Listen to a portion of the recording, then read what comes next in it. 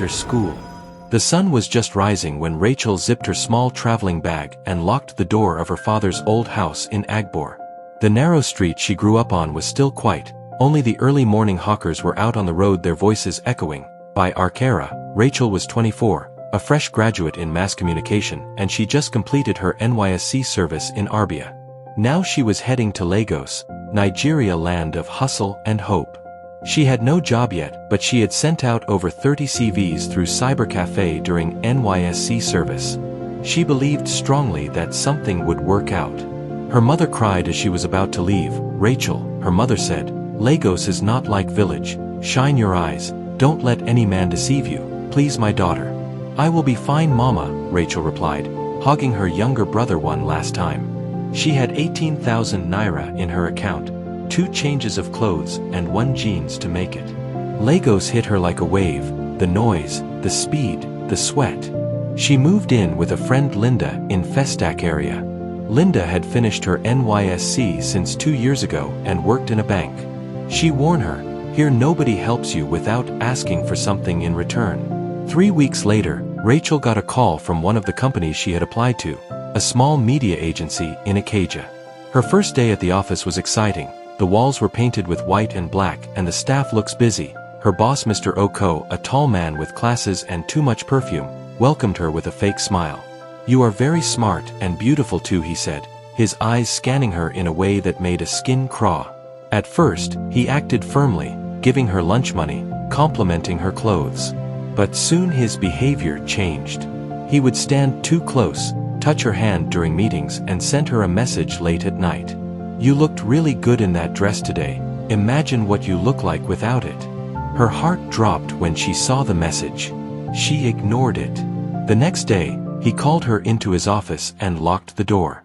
"Racheal, you are special. If you treat me well, I can double your salary. Just say the word." She stood up immediately and opened the door without a word. From that day, she avoided him, but it got worse. He started giving her impossible tasks, shouting at her in front of others, saying she was too slow. When she refused to stay late one evening, he said, "This industry is not for children. You better learn how to behave yourself here if you want to grow."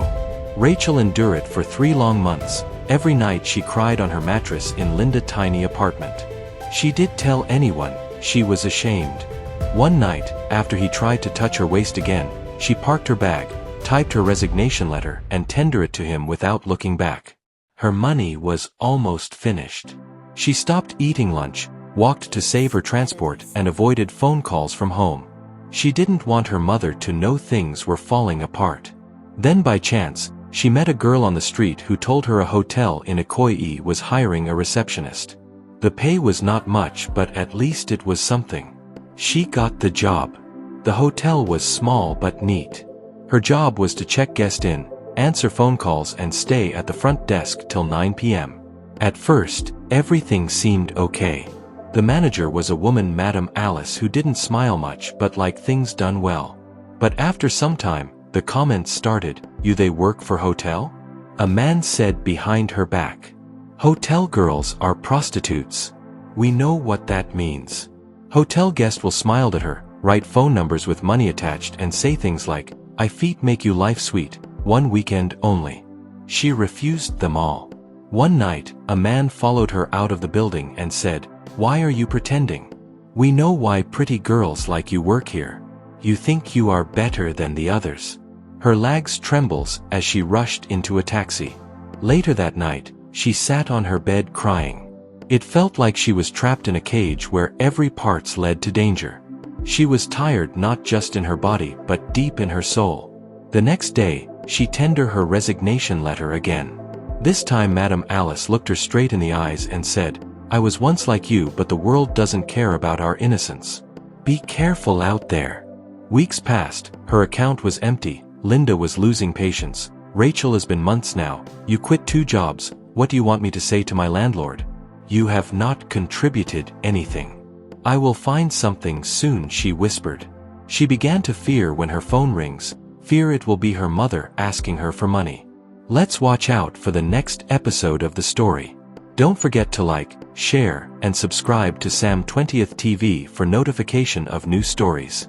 Thanks for watching and remained blessed.